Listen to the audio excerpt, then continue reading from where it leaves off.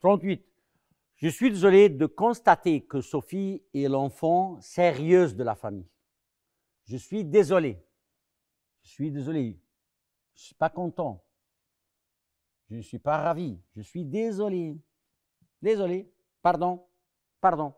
De constater que Sophie, mademoiselle Sophie, est l'enfant. Moi, maintenant, je suis sûr que Sophie est une mademoiselle, que Sophie est l'enfant. Le mot enfant, ça veut dire enfant peut-être un garçon ou une fille.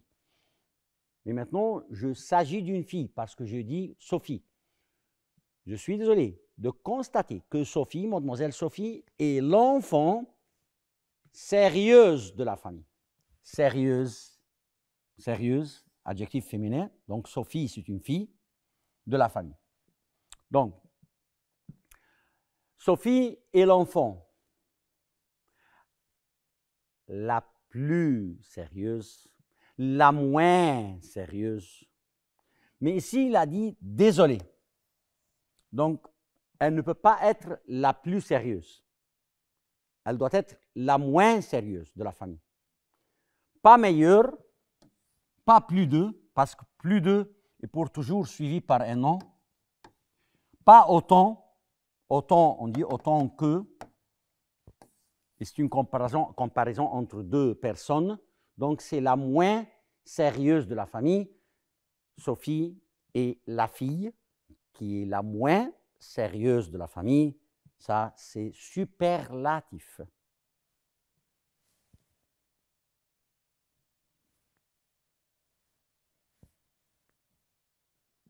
Est-ce que tu donnes la clé à ton frère? Est-ce que tu donnes la clé à ton frère? Oui, je donne. Point donne. Oui, je donne. Je donne quoi? La clé. Pardon. Oui, je donne la clé à mon frère. Donc, maintenant, j'ai deux compléments dans cette phrase. La clé, c'est un complément COD. À mon frère, c'est un complément COI, animé. La clé est un complément COD et ça se voit très bien que c'est un mot féminin. On a dit la clé. À mon frère, c'est un complément COI précédé par préposition à et animé. Mon frère, c'est animé et c'est singulier, mon frère. Donc, c'est un COI animé singulier. Ici, on va remplacer le mot la clé par la pronom personnel là. Et ici, on va remplacer le mot à mon frère par la pronom personnel lui. Donc, je dois continuer ici par la lui donne. La lui, c'est la réponse numéro D. Bravo. Vous avez vu qu'est-ce que j'ai fait? J'ai résoudre. Fais-moi dire résoudre. J'ai résoudre. Je résous le problème ou la phrase. Et ensuite, j'ai jeté un coup d'œil sur les choix. Vous devez faire ça à l'examen, s'il vous plaît. S'il vous plaît.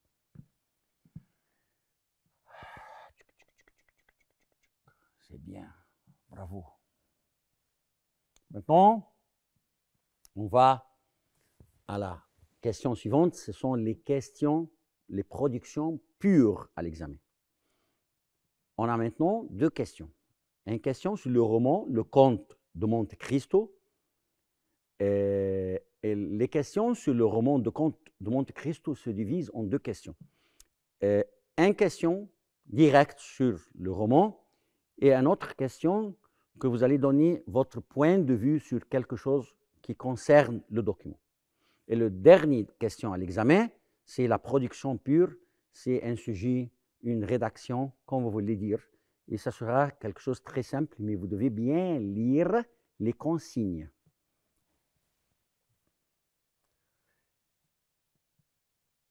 Lisez ce passage, puis répondez à la question suivante. Tout à coup, le soir, vers 9 heures, le jeune homme entend un bruit sourd qui vient du mur contre lequel il est couché. Une autre fois, tout à coup, le soir, vers 9 heures, le jeune homme entend un bruit sourd qui vient du mur contre lequel il est couché. Il est couché contre le mur, comme ça, et il entend une voix. Extrait de Le Monde de Monte Cristo. Qui est ce jeune homme? Où était-il? Question très facile. Mais, pour la 10e fois, je vous dis que vous devez lire le roman en entier. Pas des résumés pour le roman. Parce que si tu n'as pas lu le roman, tu n'as pas trouvé une phrase comme celle-ci à l'examen. Tu ne vas pas comprendre cette phrase à l'examen. Tout à coup, le soir, vers 9 h, le jeune homme entend un bruit sourd qui vient du mur contre lequel il est couché. Cette phrase est extraite exactement du conte de Monte Cristo. Donc, j'ai déjà lu le roman, donc j'ai compris que qui est ce jeune homme-là? C'est Dantès. C'est Dantès. Dantès, pardon. Où était-il? Il était dans la prison. Il était dans la prison. Ce sont 2 points cadeaux pour les élèves. On continue. Tout à coup, le soir, vers 9 h, le jeune homme entend un bruit sourd qui vient du mur contre lequel il est couché. Extrait de Le Monde de Monte Cristo. On vient de lire ce passage il y a 2 minutes, 3 minutes dans la question précédente. La solitude mène au désespoir. Que pensez-vous? Justifiez votre réponse d'après le conte de Monte Cristo. Donc, la solitude mène au désespoir, ça c'est quelque chose de normal.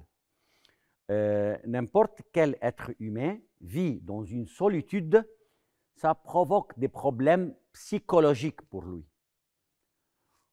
Dans le roman, le conte de Monte Cristo, Dantès était dans une prison, solitude, et en même temps, il est prisonnier. Donc, ça provoque du désespoir, des problèmes psychologiques et des désespoirs pour lui. Il n'y a pas aucun espoir dans la vie. Et ça, rendre l'être humain n'est pas content dans sa vie. Il veut terminer sa vie. Ça, c'est un être humain faible, qui n'est pas fort. Mais vous devez savoir que n'importe quel problème qui nous rencontre dans notre vie, on doit être fort pour essayer d'avoir un espoir dans notre vie une autre fois. Et comme ça, tu peux continuer ta vie. Quel problème, n'importe quel problème tu rencontres dans la vie, peut-être qu'il va te mettre dans un désespoir pour un instant, pour quelques jours, pour quelques heures, mais tu dois essayer une autre fois, et tu dois travailler, et tu dois réfléchir, bien réfléchir pour trouver une solution pour votre problème. Le désespoir, c'est quelque chose qui est très mauvais dans la personnalité de n'importe quel être humain. Et la solitude provoque du désespoir. C'est pour cela que vous ne devez pas vivre dans une solitude. Vous devez avoir des relations sociales dans votre vie.